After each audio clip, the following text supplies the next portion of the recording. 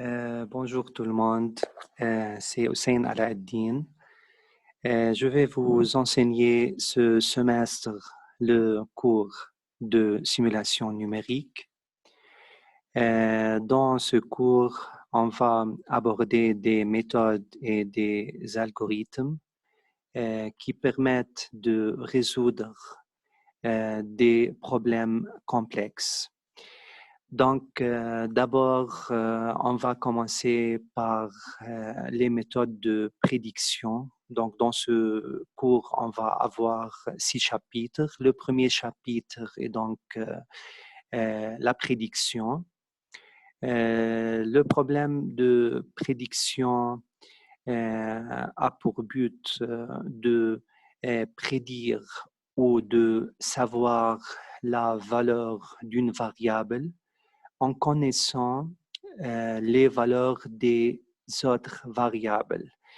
Par exemple, considérons je suis à l'hôpital, je travaille là-bas et j'ai besoin de développer un outil informatique qui permet de calculer ou de prédire, de déterminer le niveau de cholestérol d'un patient en connaissant par exemple son âge et autres facteurs. Donc là, on parle ici dans ce chapitre, on parle de deux types. D'abord, la prédiction simple et ensuite la prédiction multiple. Donc, c'est quoi la différence? Tout simplement, il y a des fois, on ne peut pas connaître ou bien la précision du modèle est faible, c'est-à-dire on ne peut pas déterminer une variable en connaissant seulement une seule variable. Donc là, on a besoin de plusieurs variables. Donc, par exemple, comme je viens de dire, pour déterminer le niveau de cholestérol d'un patient, ça ne suffit pas son âge. Donc, j'ai besoin d'autres facteurs ou d'autres paramètres. Donc là, on commence à parler de la prédiction multiple. On va bien sûr étudier deux méthodes qui sont la régression linéaire et aussi on va étudier la méthode de cas plus proche voisin. Donc là, on va voir s'il y a une relation linéaire entre les variables ou, ou pas. Donc voilà, ça dépend en fait de la corrélation entre les variables étudiées qu'on décide quelle méthode on va utiliser. Le deuxième chapitre, en fait, sera autour de l'équation linéaire. Donc, le but est de résoudre une équation linéaire à 3 variables ou plus, donc à n variables. Donc là, on va aborder deux types de méthodes qui sont les méthodes analytiques et les méthodes approchées. Donc, les méthodes analytiques permettent de donner ou de fournir la solution exacte, alors que les méthodes approchées servent à donner une approximation de la solution, mais bien sûr en temps court ou en temps raisonnable. Il est bien connu des fois qu'on ne peut pas arriver à une solution en utilisant les méthodes analytiques. C'est pour cela, voilà, on utilise ou on a les méthodes approchées. Donc là aussi, il faut tester. Il faut voilà, tester la performance des méthodes approchées avant de les appliquer sur le problème qu'on a. Voilà, parce que des fois, peut-être une méthode approchée ne donne pas une solution proche de la solution exacte. Et là, il faut peut-être utiliser une autre méthode ou bien voilà, suivre une autre piste. Le troisième chapitre, c'est l'équation différentielle. Donc, bien sûr, on ne va pas traiter les notions mathématiques ici. Donc, vous connaissez, ça veut dire quoi une équation différentielle. Juste, en fait, on va parler de comment on peut utiliser l'équation différentielle, la dérivée pour calculer, par exemple, la vitesse. Et aussi, là, on a deux méthodes. Donc, pareil, on a analytique, on a approché.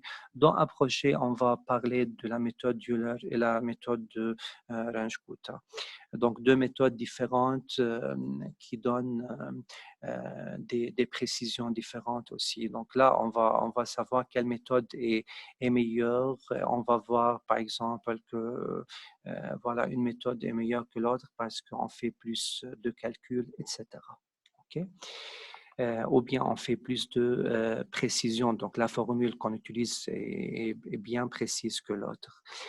Quatrième chapitre, c'est comment trouver une racine d'une fonction.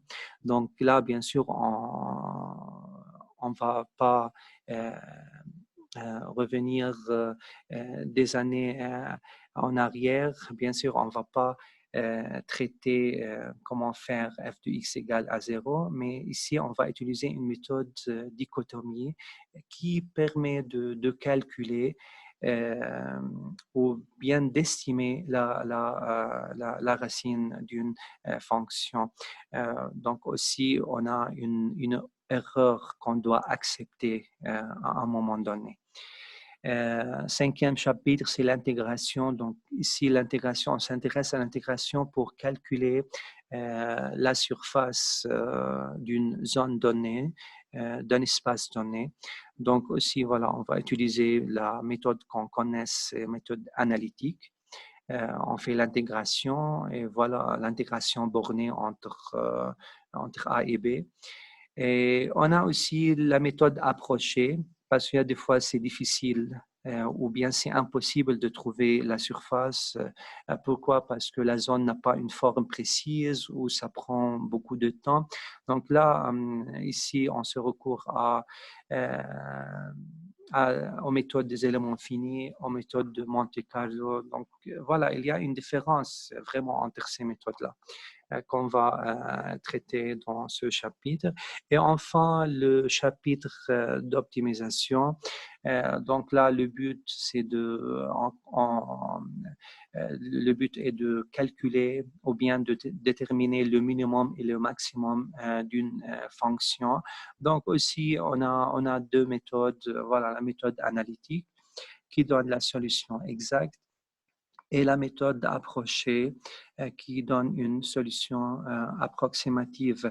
Donc ici, par exemple, dans ces méthodes-là, la méthode analytique n'est pas toujours aussi possible, spécifiquement si je veux calculer le maximum entre deux valeurs, entre A et B.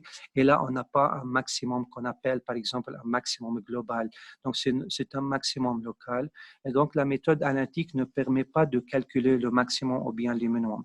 C'est pour cela qu'on se recourt à la méthode approchée. Donc, tous ces détails-là ou bien toutes ces explications seront détaillées, bien sûr, dans ce chapitre-là.